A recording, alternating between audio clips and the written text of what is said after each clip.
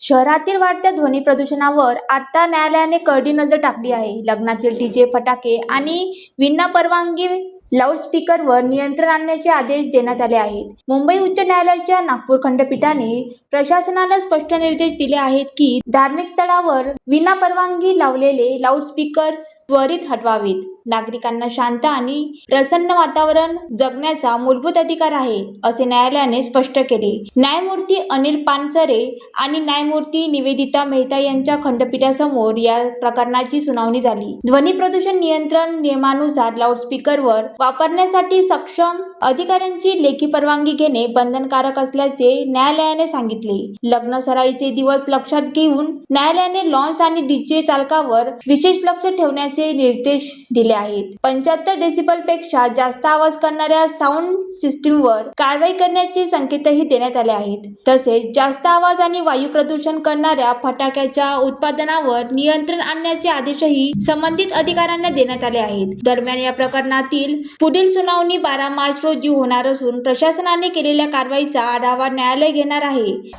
Rupali Khadse, ज्वालादीप news, Murtijapur.